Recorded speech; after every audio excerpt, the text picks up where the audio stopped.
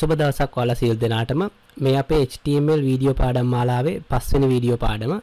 අපි අද මේ පාඩමේදී කතා කරන්නේ table ගැන. එහෙම නැත්නම් HTML table ගැන.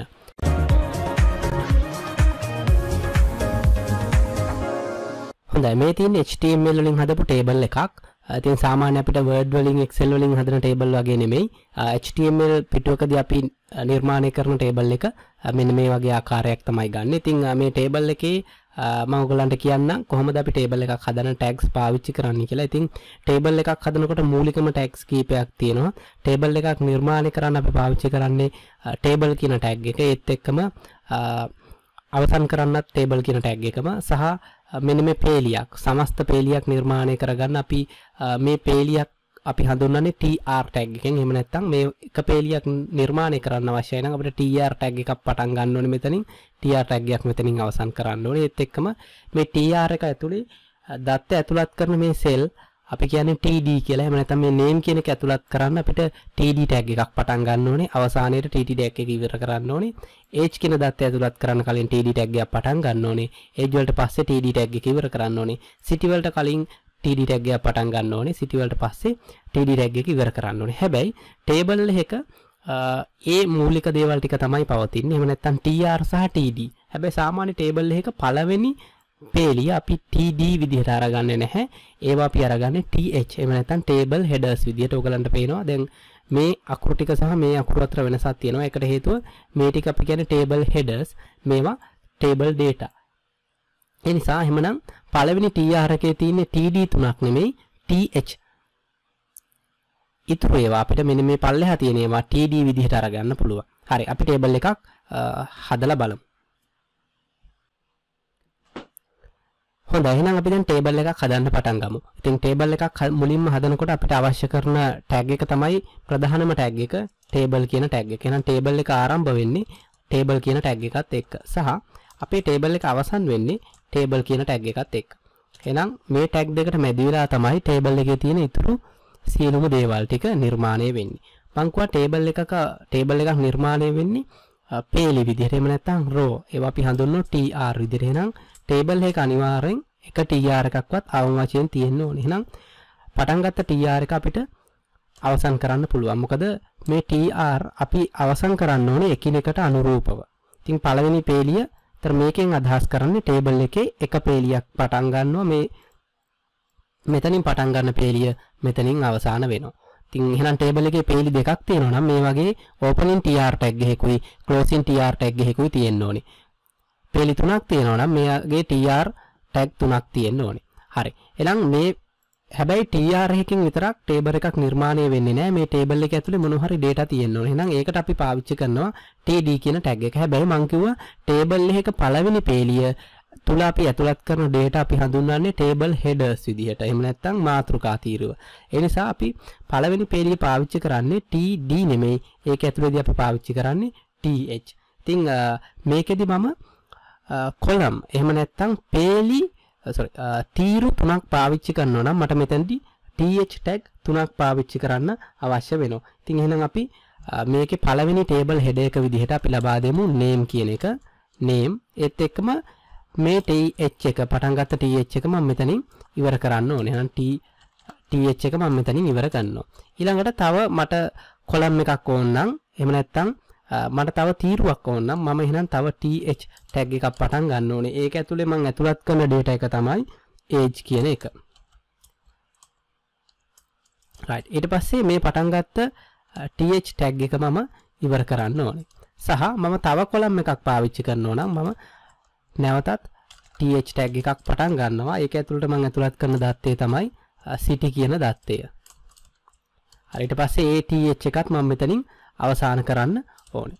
හරි. එතකොට ඔයගලන්ට පේනවා දැන් මේකේ අනුරූපව පළවෙනි පේලිය. ඒ කියන්නේ මෙන්න මේක තමයි පළවෙනි tr එක. එතකොට මේ tr එක එහෙම නැත්නම් මේ පේලිය ඇතුලේ අපිට තියෙනවා column තුනක්. පළවෙනි column එකේ තියෙන්නේ පළවෙනි th එකේ තියෙන්නේ name කියන එක, දෙවෙනි th එකේ තියෙන්නේ age කියන එක, තුන්වෙනි th එකේ තියෙන්නේ city කියන එක. ඉතින් මේ th අනිවාර්යෙන් එකින් එක අවසන් කරන්න ඕනේ. මේකේ අදහස මේක ඇතුලේ column තුනක් තියෙනවා. column තුනේ මාතෘකා තමයි name, age සහ මෙතනදී අපිට city කියන එක. ඒත් එක්කම පළවෙනි පේලිය පළවෙනි tr එක මෙතනින් අවසන් වෙනවා. table කියන එක පටන් ගත්ත එක අපි මෙතනින් table එක අවසන් කරනවා. හරි ඒත් එක්ක මේ table එකේ border එක අපි ලබා දෙන්න ඕනේ attribute එකක් විදිහට අපිට border එක ලබා දෙන්න පුළුවන්. එහෙම නැත්නම් මේකේ උපලක්ෂණයක් විදිහට අපි border කියන එක ලබා දෙනවා. border සමානයි මම මේකේ border එක දෙනවා එකක් විදිහට. ඉතින් අවම border එක අපිට දෙන්න පුළුවන් එකයි. මම border එක එකක් විදිහට දීලා මේ පිටුව මම save කරගන්නවා. HTML පිටුව මගේ folder එකක් ඇතුලේ මම මේක save කරගන්නවා. මම මේක නම් කරනවා table.html කියලා. හරි. ඉතින් මේක save කරගන්නවා. බලමු ප්‍රතිදානය මොන වගේද වෙන්නේ කියලා. හරි. හරි. මේ තියෙන අපි හදපු table එක. ඔයගොල්ලන්ට පේනවා මේ table එකේ තියෙනවා column 3ක් තියෙනවා. 1යි 2යි 3යි. හැබැයි මේකේ තියෙන්නේ පේලි එකයි. ඒ කියන්නේ tr එකයි මේකේ th 3ක් අපි එකේ මාතෘකා තීරුව විතරයි හදාගෙන තියෙන්නේ. ඉතින් අපිට පල්ලෙහාට තව පේලි ඕන නම් අපිට අපේ table එක වෙනස් කරගන්න පුළුවන්. අපි තව මේ table එකට අපි ඇතුළත් කරගමු tr කීපයක්. හරි. එතකොට මේකට තව පේලියක් අපිට අවශ්‍යයි නම් අපි tr tag එකක් පටන් ගන්නවා. ඒත් එක්කම මේ tr tag එක අපි අවසන් කරන්නත් ඕනේ. හරි. එතකොට මේ tr tag දෙකට මැදි කරලා අපිට අපේ table data ඊට පස්සේ ඇතුළත් කරන ඒවා අපි td විදිහට ගන්නෙ. මොකද මාතෘකා තීරුවේදී th ගත්තට අපි data ඇතුළත් කරනකොට අපි මේක ගන්නෙ td විදිහට. හරි. අපි මේකට නමක් ඇතුළත් කරමු. හරි. සහ පළවෙනි td එක මට ඉවර කරන්න පුළුවන්. හරි. එතකොට මේකට තව අපිට මොකද column 3ක් තියෙන නිසා td 3ක් අපි මේකෙදි පාවිච්චි කරන්න ඕනේ.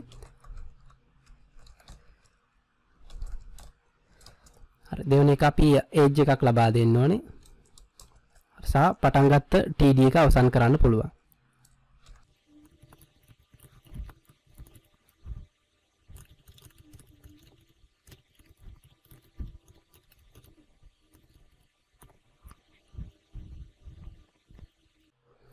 හරි. ඒතර අපි දෙවෙනි පේලියත් හදාගෙන ඉවරයි. දෙවෙනි tr එකත් අපි හදාගෙන ඉවරයි.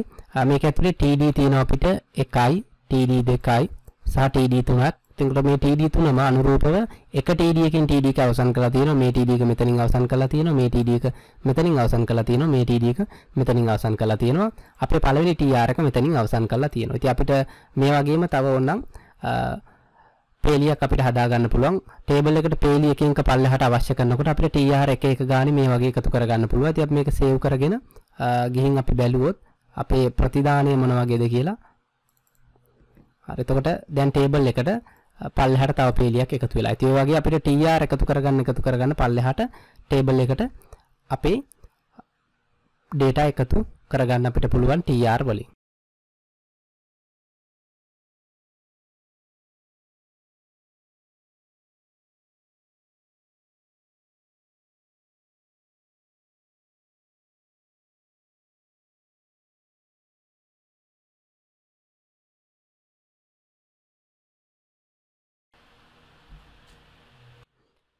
හරි. ඊට පස්සේ අපි බලමු මේ ටේබල් එකේ අපිට දෙන්න පුළුවන් තව properties මොනවද කියලා.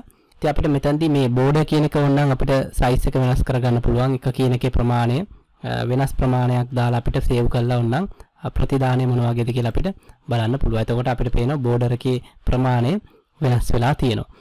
ඊට අමතරව අපිට වෙනස් කරන්න පුළුවන් තව property එකක් තමයි table එකට අපිට දෙන්න පුළුවන් width එක. එහෙම නැත්නම් මේකේ පළල අපිට කොච්චරක්ද කියලා දෙන්න පුළුවන්. ඉතින් අපි මේක width එක දෙන්න පුළුවන් ක්‍රම තුනක් තියෙනවා. එකක් තමයි අපිට දෙන්න පුළුවන් මේ width එක පික්සල් ප්‍රමාණයකින් දෙන්න පුළුවන්. width සමානයි මම දෙනවා පික්සල් ප්‍රමාණයක්. මම මෙතනදී දෙනවා 300ක් කියලා දෙනවා. එතකොට මේක ස්ථිර ප්‍රමාණයක්. නිසා table එකේ අපි පික්සල් වලින් මෙහෙම ප්‍රමාණයක් දුන්නොත් ඒක ස්ථිර ප්‍රමාණයක් විදිහට තියෙනවා. අපි බලමු ප්‍රතිදානය මොන වගේද කියලා. හරි. එතකොට මේ ප්‍රමාණයට එනවා. කියන්නේ පික්සල් ප්‍රමාණය 300ක ස්ථිර ප්‍රමාණයක්. අපිට මේකේ property එක දෙන්න පුළුවන් තව ක්‍රමයක් තමයි අපිට ඕන නම් මෙතන දෙන්න පුළුවන් ප්‍රතිශතයක් දෙන්න පුළුවන්.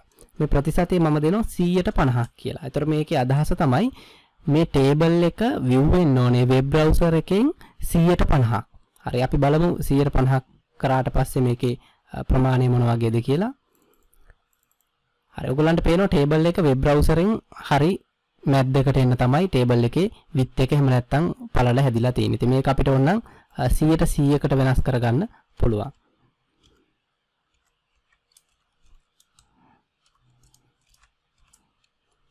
හරි අපි 100%කට වෙනස් කරලා අපි බලමු. හරි ඒතර ඔයගලන්ට පේනවා ටේබල් එක සම්පූර්ණ වෙබ් බ්‍රවුසරේ ඉන්ටර්ෆේස් එක පුරාම පළලට හැදිලා තියෙනවා. කියන්නේ මේක 100% ප්‍රමාණය. ඉතින් එහෙම නැත්නම් අපිට මේක දෙන්න පුළුවන් තව ආකාරයක් තියෙනවා. ප්‍රතිශතයක් නැතුව අපිට මේක දෙන්න පුළුවන් ඔටෝ කියලා. හරි. ඒතර ඔටෝ කියලා දුන්නොත් මේකේ අදහස තමයි මේක වෙබ් බ්‍රවුසරේ අපේ ටේබල් එක ඇතුලේ තියෙන දත්තවල ප්‍රමාණයට තමයි මේක ටේබල් එක width එක හදාගන්නේ. ඉතින් ඔයගොල්ලන්ට පේනවා මේකේ name, age, city කියන කොලම් වල ප්‍රමාණය ඔටෝමැටිකලි තීරණය වෙලා තියෙනවා. ඒතර age කියන එක කොලම් එක ගොඩක් හීනි. ඇයි ඒකේ අන්තර්ගතය අනුව තමයි මේකේ ප්‍රමාණය තීරණය වෙන්නේ. city කියන එක ටිකක් ලොකුවටත්, name කියන එක ටිකක් ලොකුවටත් තියෙනවා. මොකද අන්තර්ගතයේ ප්‍රමාණයට කොලම්ස් ඔටෝමැටිකලි හදා ගන්නවා ඔටෝ කියන එක දුන්නොත්. ඉතින් width එක අපිට ඔය කැමති විදිහක මේ ක්‍රම තුන පාවිච්චි කරලා අපිට වෙනස් කර ගැනීමේ හැකියාව තියෙනවා. ඊට පස්සේ අපි බලමු alignment කියන property එක. එහෙම නැත්නම් අපිට මේ table එක දත්ත එහෙම නැත්නම් table එක තියෙන පැත්ත අපිට වෙනස් කරගන්න පුළුවන්. අපි table කියන tag එක. ඒ කියන්නේ මෙන්න මේ මුලින්ම තියෙන table tag එකට අපි දුන්නොත් align කියලා. align සමානයි මම දෙනවා center කියලා. center alignment. එතකොට ඒකේ අදහස තමයි web පිටුවේ table එක අපි මැද්දට අරගන්න. එහෙම නැත්නම් alignment එක හරි. දැන් අපිට වෙබ් පිටුවේ මැද්දට අපි ටේබල් එක අරගෙන තියෙනවා. ඒතර ටේබල් එක අපිට ටේබල් එකේ alignment එක වෙනස් කරනවා නම් වම් පැත්තද මැද්දටද දකුණටද කියන එක අපිට මේ ටේබල් කියන tag එක යටතේ අපිට මේ alignment property එක දෙන්න පුළුවන්. ඉතින් මේ alignment property එක මම tr එකකට දුන්නොත් ඒකේ අදහස තමයි මේ tr එකේ තියෙන data ටික මොන පැත්තටද align වෙන්නේ කියලා. ඉතින් මම මේක දෙනවා alignment එක tr alignment එක මම දෙනවා right කියලා. මම මේක right කියලා ලබා දෙනවා. එතකොට එහෙනම් පළවෙනි tr එක කියන්නේ සමාන 23 සහ කොලම්බෝ කියන data ටික දකුණු පැත්තට align වෙලා තියෙන්න ඕනේ. එහෙනම් අපි බලමු. හරි ඔයගලන්ට පේනවා දැන් මේකේ තියෙන data ටික දකුණු පැත්තට align වුණා. 23 කියන එක දකුණු පැත්තට align වෙලා තියෙනවා. ඉතින් ඒ නිසා අපිට tr alignment උත් වෙනස් කරගන්න පුළුවන්. ඉතින් ඒ විදිහටම අපිට ඕනනම් එක td එකෙන් වුණත් අපිට alignment එක තියෙන පැත්ත වෙනස් කරගන්න පුළුවන්. අපි align කියන එක td එකකට දුන්නොත් එතකොට ඒ td එකේ alignment එක අපිට වමද දකුණද මැද්ද centerද කියලා අපිට වෙනස් කර ගැනීමේ හැකියාව තියෙනවා.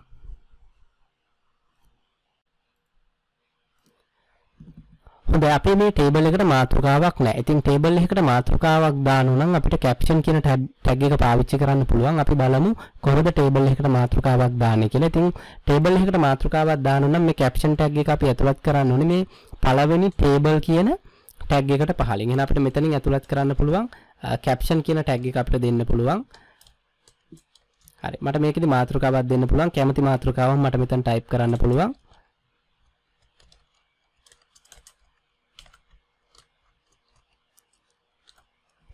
හරි මම මෙතන student details කියලා type කරනවා සහ caption එක මට මෙතනින් නැවත caption tag එක අවසන් කරන්න පුළුවන්.